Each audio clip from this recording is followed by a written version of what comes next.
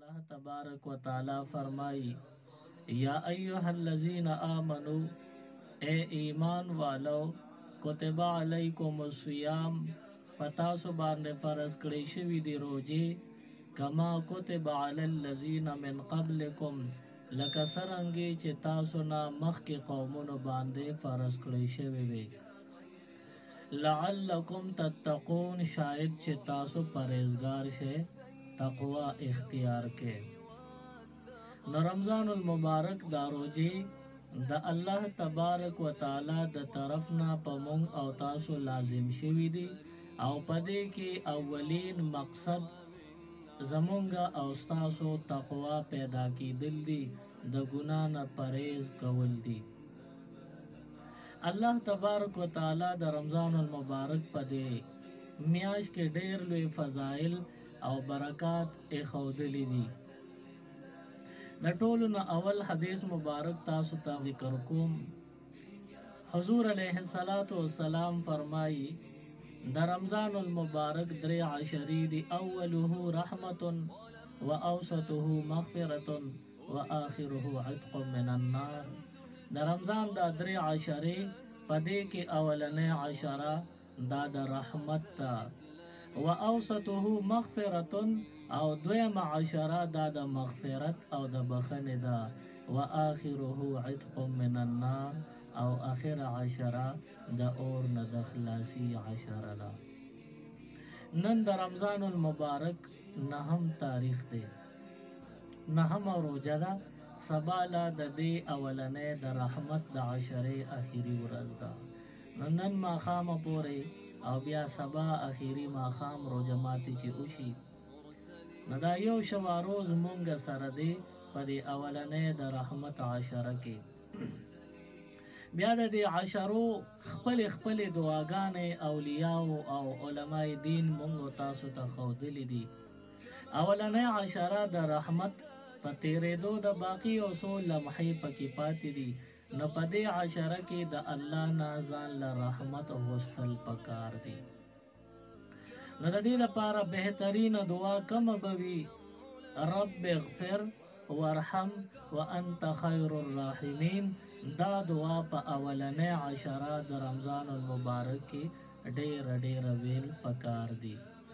د رمضان المبارک اول عشره کې رب اغفر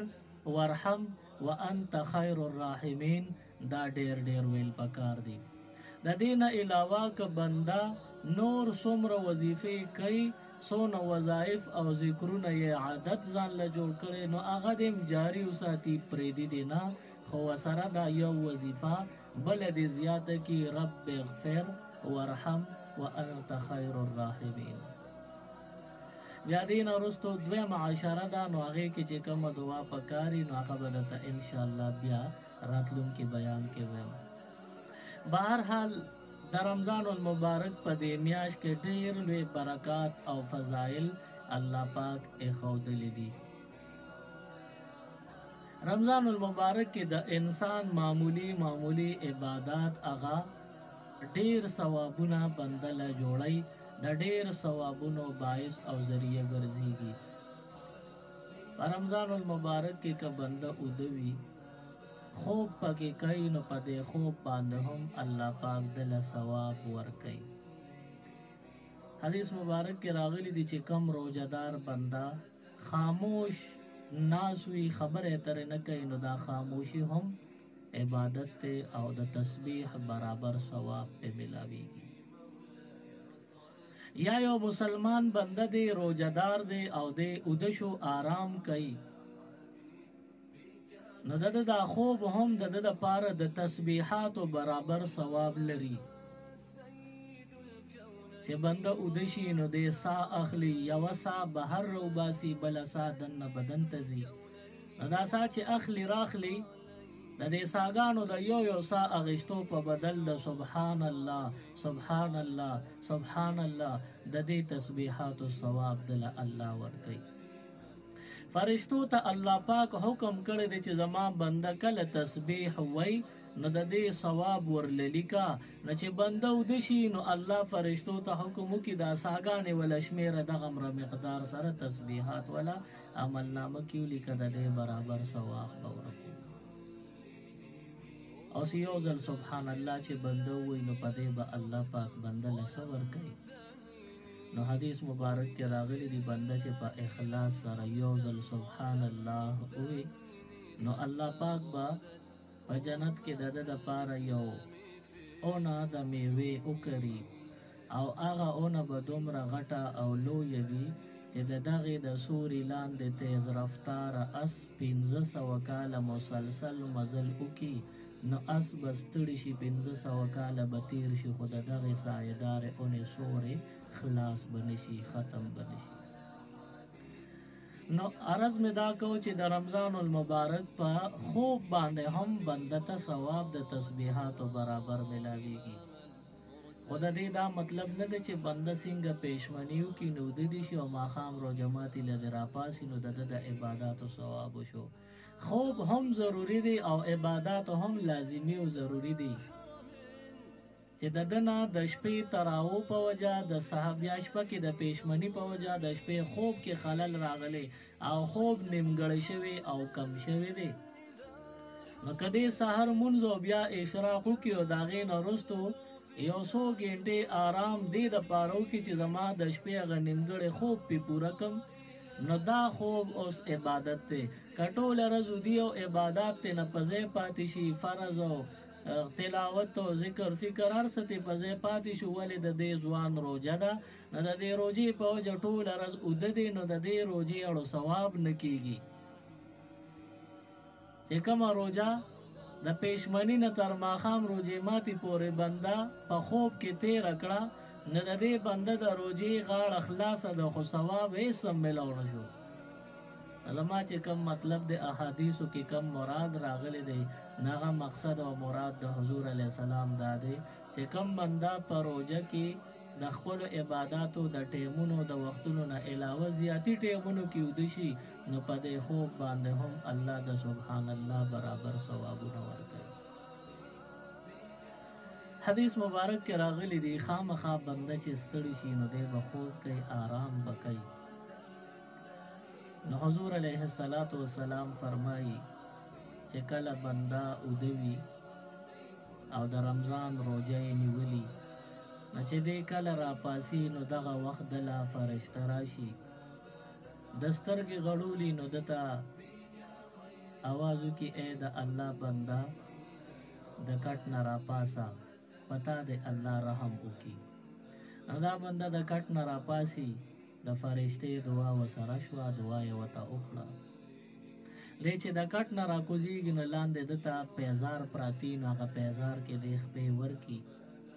چې پیزار پخپو کې نو دا پیزار ورته هم دعا کوي وای الله پاک د خپې په پولی صراط باندې ثابت قدم پاتې کا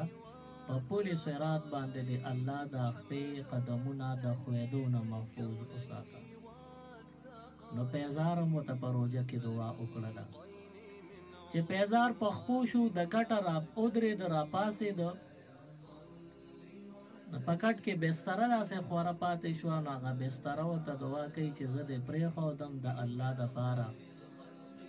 تعالی دې الله پاک د جنت بهترین او خله بسترې درکې بسترې مو ته پر رمضان المبارک کې دعا وکړه اوس د دې وروسته دې روان شو او د چاردام کولو په نیت باندې پاسې دو نو لوټا وغیرہ دیته لاس کو اوپر اخلي چې د 10 چاردامو کې وی چې کم لوخي تلاش کوي نو هغه لوخي ورته دعا کوي چې الله پاک دې تعالی د جنتونو قیمتي برتن او لوخي درکې نو لوخ مو ته دعا وکړه بیا د دې نورستو چې چاردام یې کاونو دا اوبه په خپل سلورو اندامونو یا پټول بدن راچولې نو دا اوبم ورته دعا کوي چې الله پاک دې داسې څنګه چې بدن پاکه داسې دې الله عمل نامه د ټولو ګناهونو نه پاکه کا نو اوبم ورته دعا وکړه اوس د دې نورستو دې راشي نو مخ په قبل ادريږي جانماز ځان ته خور کی او د نفل نیت تړي یا د فرض عبادت نیت تړي نو چې دې د عبادت نیت تړي مخ په قبلو درېږي او دی وایي چې مخ مې د کعبې شریفې په طرف کو الله اکبر. چې د نیت وتړو د کعبې دا لفظ یې ووي نو خانه کعبه شریفه ورته هم دعا کوي. خانه کعبه ورته دا دعا کوي چې الله پاک دې لحد منور او روښانه که او قبر دې فراخه شه. وایي چې دی بیا په دې طریقه باندې دعا مونځ وکړي او بیا اخر کې دعا کوي. نوې دعا ته لاس پورته کړی دی چې د الله د طرف نه دته یو صدا ولګي، دته یو آواز وشي چې زما بنده ستا د طرف نه غوښتنه ده، سوالونه دي او زما د طرف نه قبلول دي. زه به ستا دپاره چې کومې دعاګانې شوي دي هغه ټولې به قبلوم. نو معلومه شوه رمضان المبارک دا یو بهترینه میاشت ده. په دې کې د نورو میاشتو په نسبت زیات اهتمام سره عبادات پکار دي. د رمضان المبارک دا میاشت د ډیرو ثوابونو د نیکو میاشت ده. په دې کې په معمولی نیکۍ باندې غټ اجر او ثواب ملاویږي. او د رمضان المبارک نفلي نیکی هغه فرض ثوابونو ته رسي او په دې کې فرض عمل دا او یا درجو ته رسیږي. داسې شوه لکه دا د یو فرض او یا ځلو کو هغې به دونه ثواب نی لکه په رمضان کې په یو فرض شو څومره ثواب او برکت ته ورکړی کېږي.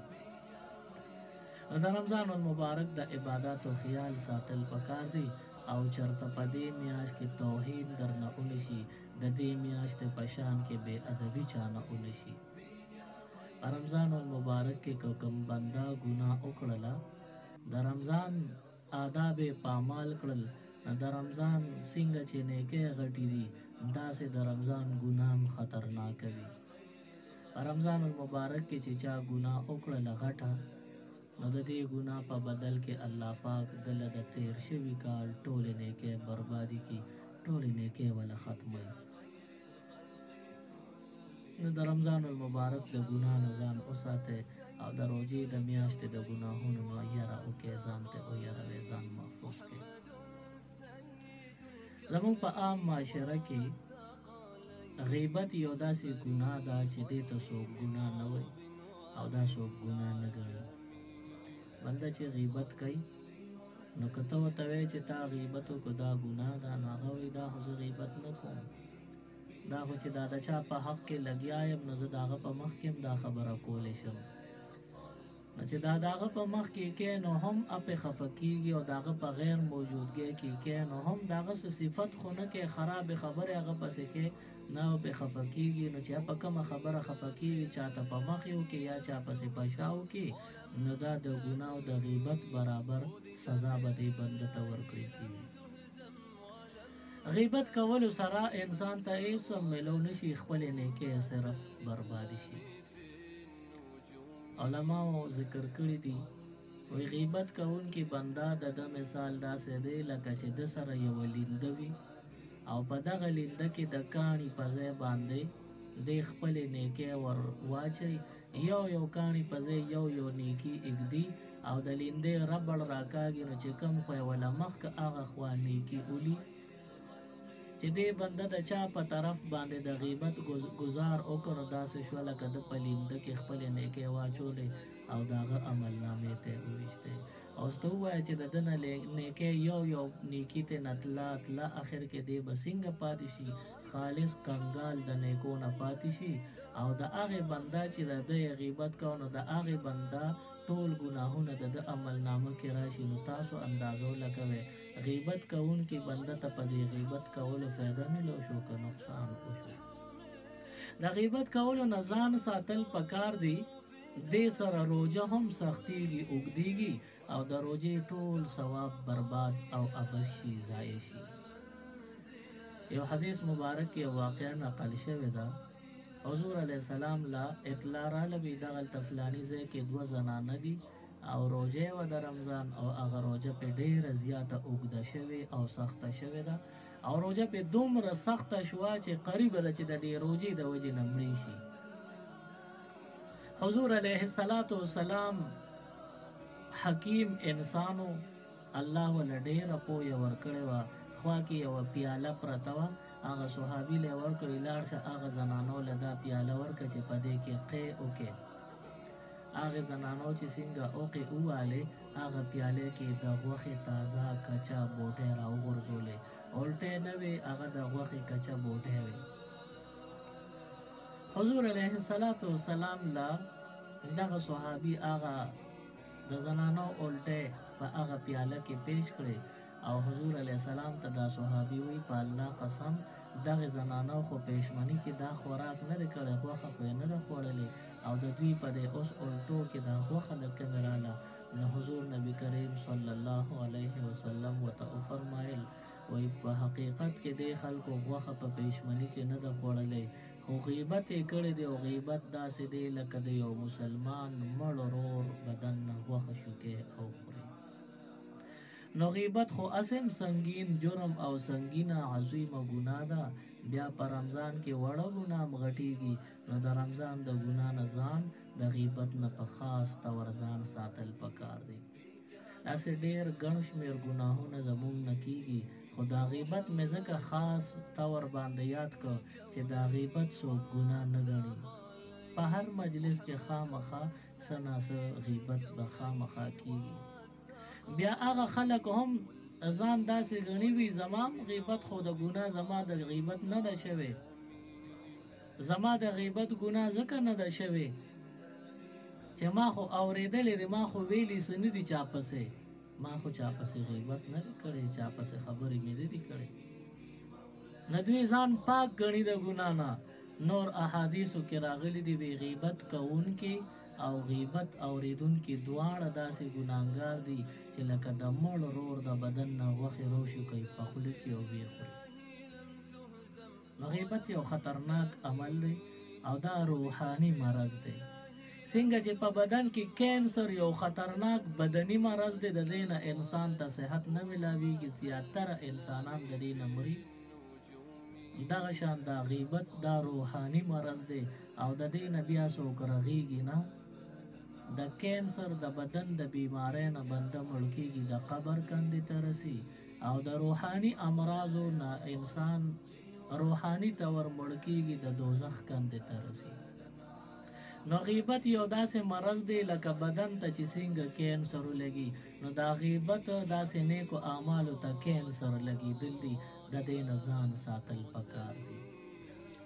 او مجلس کې چې غیبت وشي نو کوشش وکړه چې د دغه مجلس دا توجه بدله کا او ټاپک او دا موضوع بدله کا چې ته سمه خبره ورته شروع کا، د غیبت ټاپک ولا ختم کا. او که دغه د غیبت دا خبره نه بندېږي نو درېږي، نو بیا ته د غیبت د مجلس نه پاسه بهر لاړ شه، غیبت ته مو اوري. امام ربعی رحمت الله علیه مشهور تابعی تیر شوی دی، هغه فرمایي چې یو مجلس ته ورغلم ماسخوتن ټیم کېناستم پکې، وایي په دغه مجلس کې خپل عام خپل ضروري خبرې کېدې، وایي دغه خبرو کې ناګانه د غیبت ټاپک وچلېده. وایي چې څنګه د غیبت خبره شروع شوله، وای ما زر کوشش شروع کو چې د خبرو له رخ بدل کم، د غیبت دا مخه بدل کم واړوم او چې ته سمه خبره پکې منځ ته راواچوم. وای ډېر کوشش مې وکړو خو ما غیبت لا هغه مخ بدل نه کړ او غیبت بند نه شو، همغه شان چالو. وای زه یېرېدم چې دا غیبت کول او اورېدل خو یو شان ګناه ده، زه د یارې پاسېدم چې دوی غیبت نه پرېږدي نو زه به دا مجلس پرېږدم، زه ترې پاسېدم بار ووتم. یو شېبه بهر ناست ومه، دننه مې کتل خلک مجلس کې ناست دي لګیا دي خبرې اترې کوي، اندازه مې لګوله چې د غیبت هغه خبره به ختمه شوي که نه، وایي په دې نتیجه ورسېدم چې دننه دغه مجلس کې غیبت به ختم شوي. وایي چې دننه مجلس ته ورغلم او کېناستمه نو غیبت پکې ختم شو او خپل ضروري خبرې کېدې. وای ناګانه لږ ساعت پس بیا د غیبت خبرې سر روشت کو، غیبت شروع شو. نو وختي تللی وم بهر مې ډېر ټایم ناسته کړې وه، نو ستړی شوم نه ما وی چې دوی به غیبت کوي او دوی به غیبت نه بندوي نو زه به ترې ارزل بار ته وځم نه به زه پکې قلار کېناستم ما وی چې یاره زه بار کړو نه شم کولی چې اوس د غیبت د مجلس نه بار لاړ شم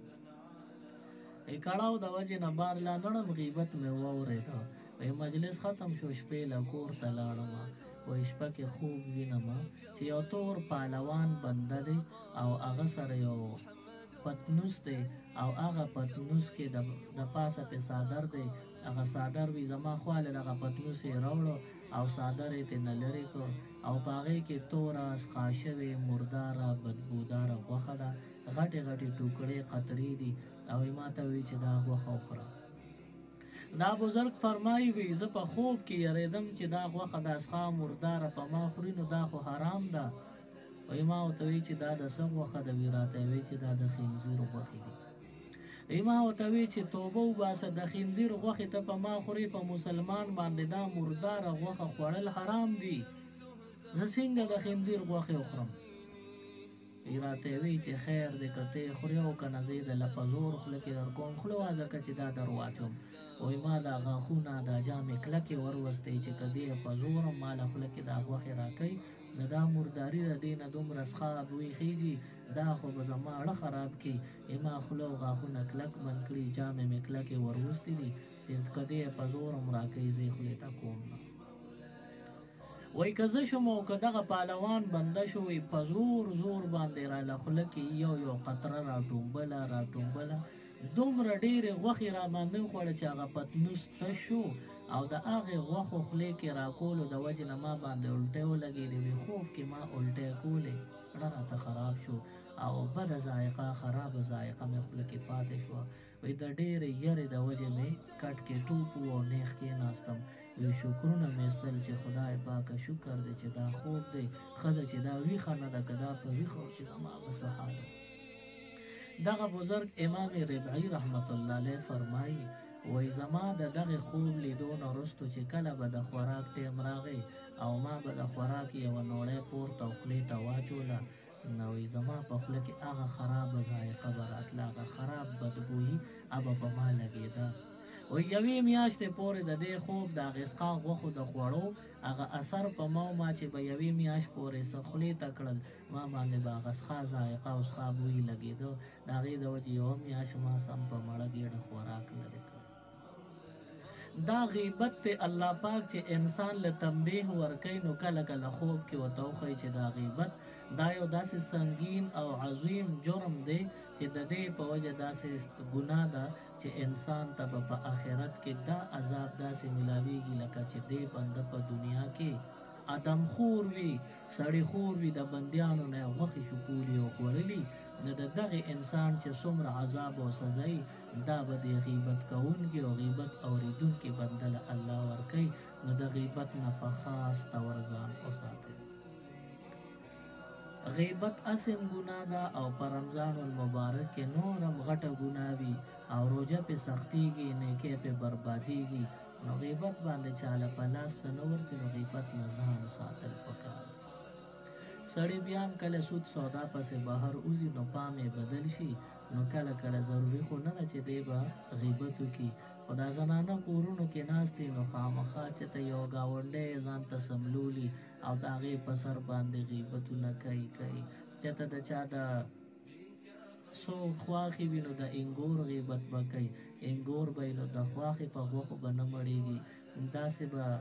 مختلف رشتې دي په هغې کې یو بل سره خلک به غیبتې کوي نو مه د خپلو غیبت کوئ مه د پردو غیبت کوئ په غیبت کولو تا ته نقصان ملاویږي د چا په حق کې غیبت کې هغه ته پې نقصان نه هغه ته پې فایده ملاویږي نو ښه خبره دا ده چې خپل نیکۍ بربادی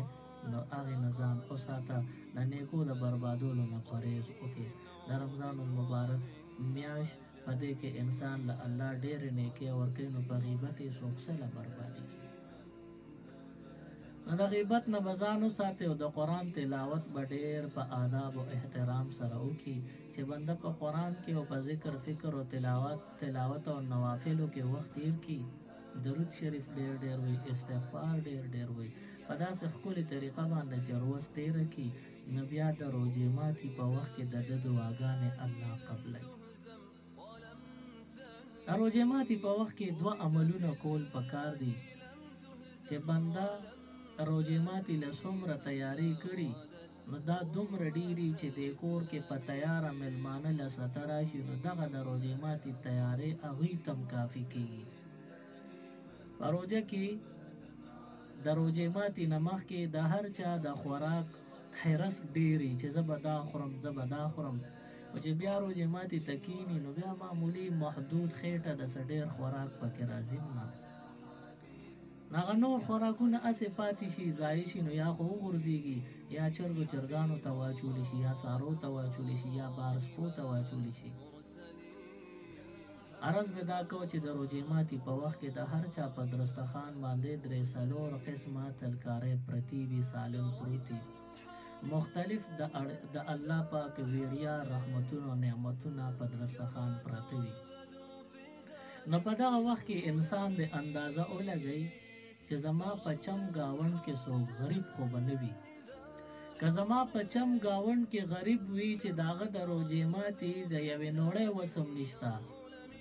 نو که دا بنده روژه په ډېره ښکلې طریقه ونیسي او د دغې غریب د غریبۍ لحاظ ونه کړي هغه له څه ونه لېږي نو د ده روژه خو وشوه خو چې څومره ثواب دی پوټې هم ورته میلاو نه شو.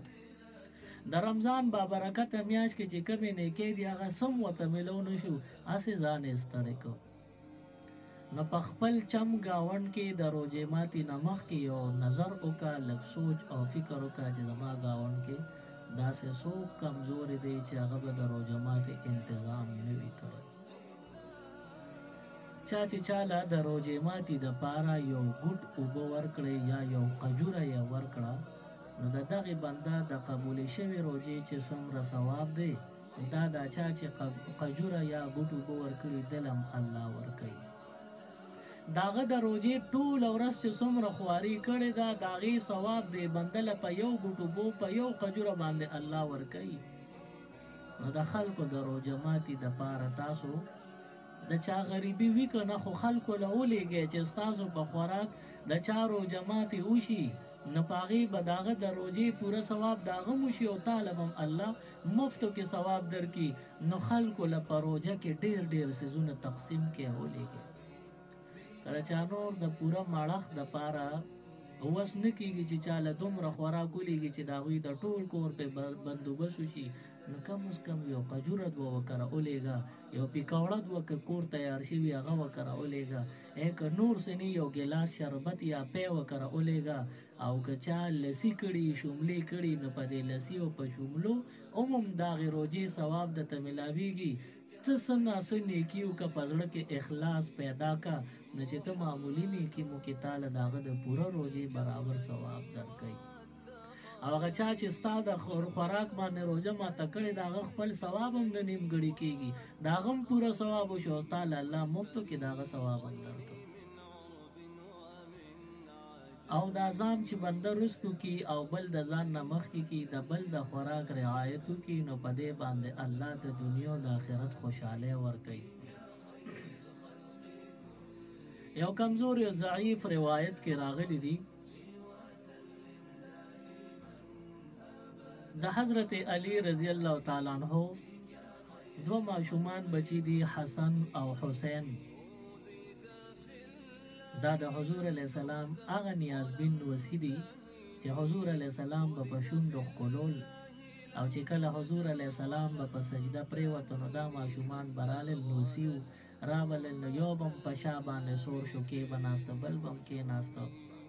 او کله کله چې حضور علیہ السلام به په سجده او دوی به په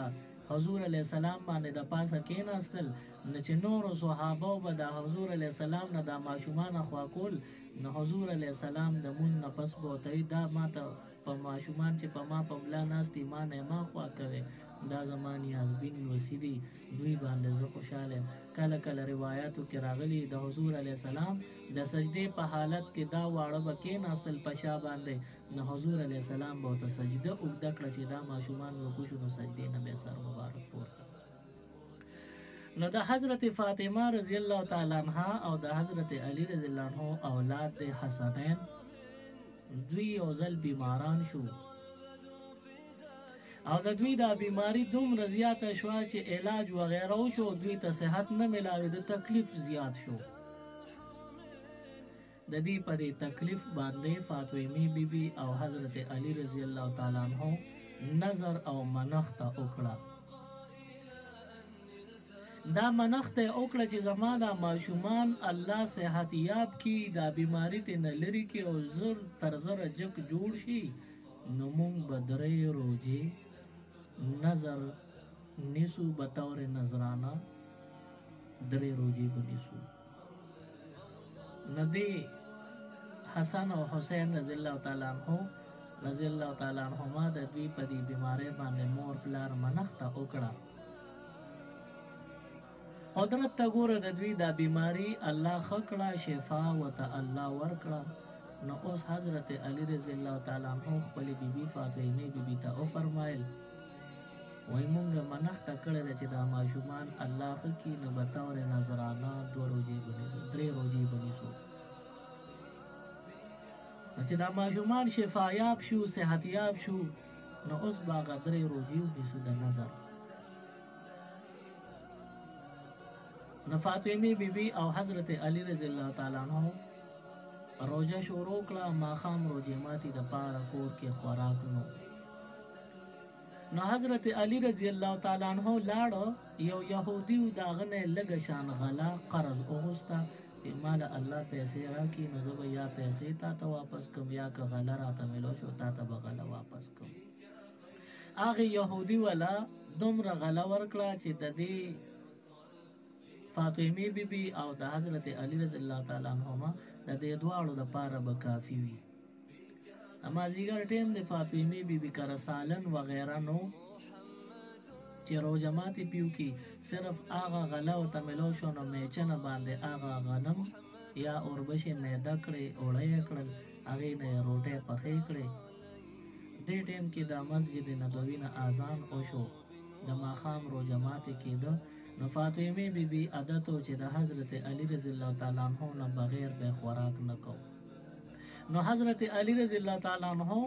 جمعه ته په منډه تللی چې اول د ماښام د مونځ جمع سره وکم چې کور ته راشم، نو روژه ماتې به وکم. نو فاطمه بیبي او حضرت علی رضی الله تعالی عنہ دغه وخت کې په اوبو باندې روژه ماته کړه او کور کې روټۍ 2 یا 3 پرتې دي.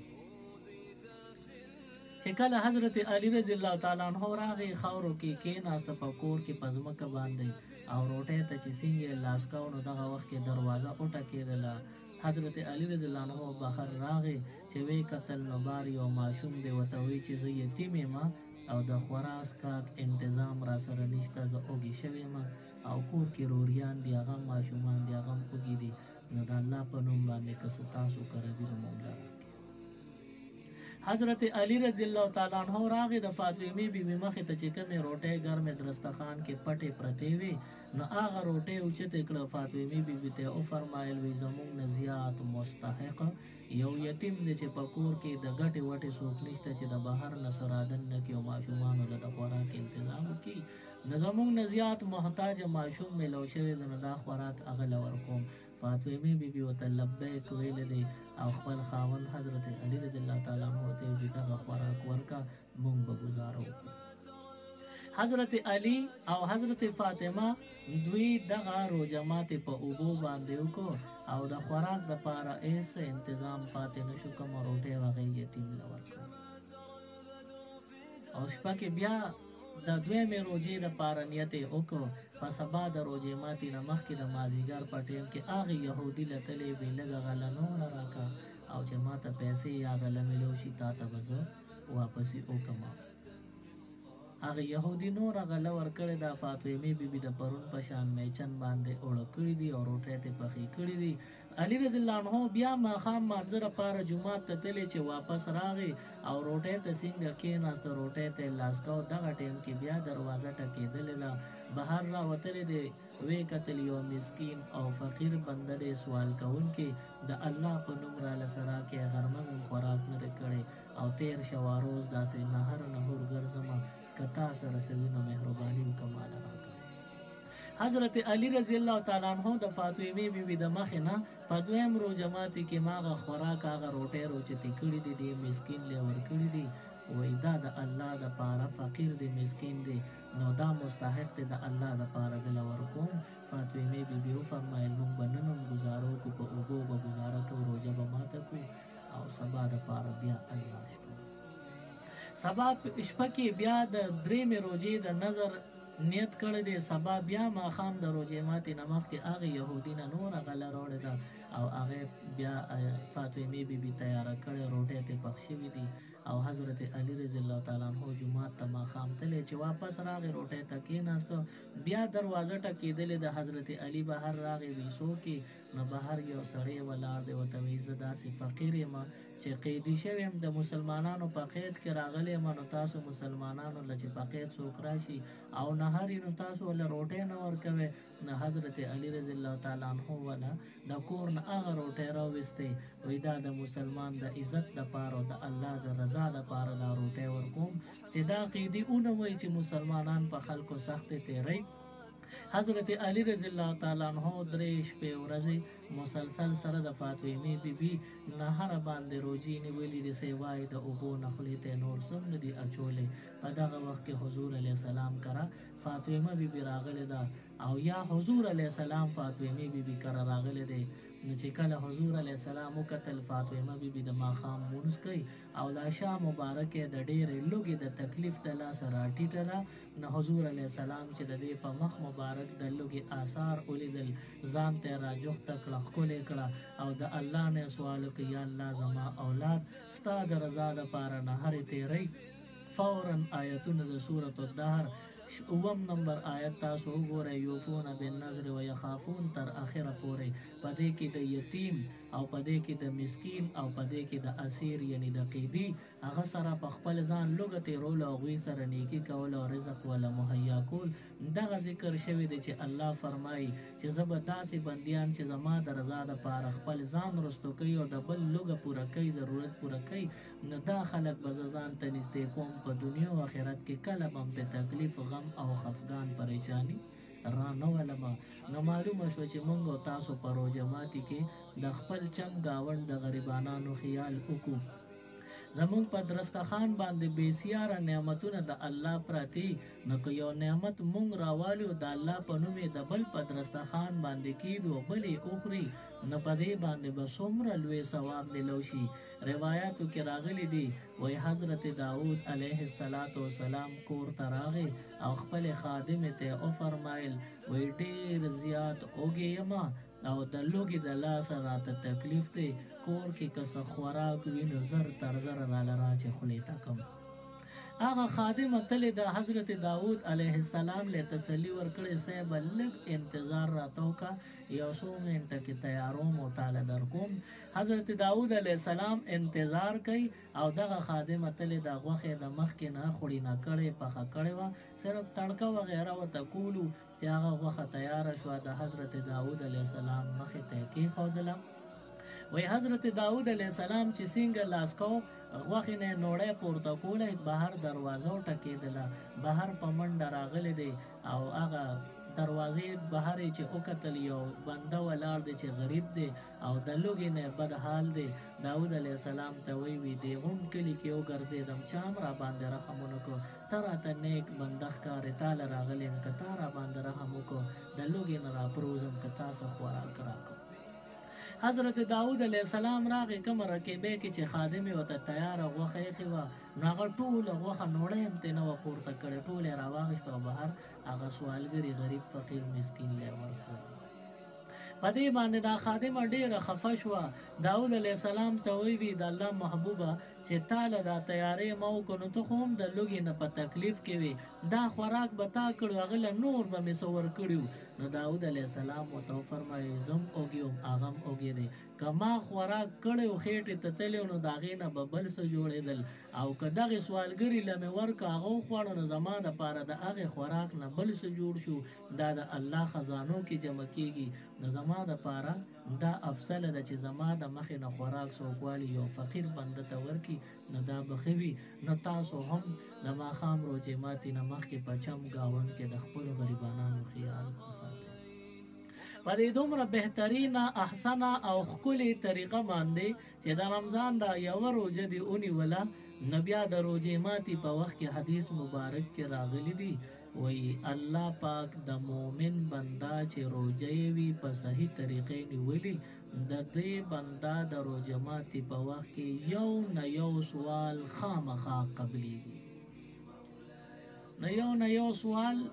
خامخا قبلیږي. نو تاسو د الله نه ډیر سوالونه وکړئ او یو نه یو سوال پکې دا کوئ، یا الله زما ټولې دواګانې قبولې کړي. نو چې دا ستا دا یو دوا قبوله شوه چې ټولې دواګانې مې قبولې کړي، نو ته بیا د خدایه څه غواړې، هر څه د الله جولۍ کې واچول. نو د رمضان المبارک د روژې ماتي په وخت کې په ښکلې طریقه باندې روژه ماتې کوئ او په دغه وخت کې غفلت نه کار مه اخلئ. الله ته متوجه شئ. د روژه ماتي په وخت کې د الله نه چې څه غواړئ نو هغه هر څه دله درکوي. زمونږ او ستاسو د رمضان دا روژې الله دې قبول منظوري کړي. سبحان ربک رب العزة عما یصفون وسلام علی المرسلین والحمد لله رب العالمین. الہ العالمین زمونږ په حال باندې رحم او کرم وکړي. پروردگار مونږ باندې د رمضان المبارک دا میاشت راغلی ده او دا د رمضان میاشت کې اولنۍ عشره د رحمت ته. نو مونږ تا نه په دې ذکر سره سوال کوو چې رب اغفر ورحم وانت خیر الراحمین. یا الله په مونږ باندې رحم او کرم وکړي. د رمضان المبارک ته میاشت فضایل او برکات مونږ راکړي. د رمضان په میاشت کې د کوتاهو او د کمو د کمزورو د ګناهونو خطاګانو نه الله مونږ ته نجات راکړي. یا الله که د ګناه په طرف مونږ روانېږو نو هم مونږ له د ګناه مخه بنده کړي، نیکو طرف ته زمونږ شوق او رغبت پیدا کړي، د ګناهونو نه مو وساتئ. زمونږ حاجتونه دی الله ټول تا ته معلوم دي. زمونږ ډېر لیدونکي کتونکي او ډېر اورېدونکي الله حاجتونه په زړونو کې لري، مرادونه په زړونو کې لري. پروردګار د هر مؤمن مسلمان خپل شرعي جایز حاجتونه د خپل غیبي خزانو نه تر سره او پوره کړي. د چا څه ضرورت یې الله ټول له ضرورتونه پوره کړي. د چا باندې قرضونه یې الله دا قرضونه په ښکلې طریقه باندې ادا کړي. الہ العالمین کم خلک چې غریبانان د غربت سره مخ دي، یا الله دغه غریبي او دا نیستي په مالدارۍ باندې بدله کړي، خو چې ستا نوم پکې یاد ساتي. الہ العالمین د دعا په چل باندې نه پوهېږو چې خلک د خپل الله نه سوال څنګه کوي. الہ العالمین مونږ له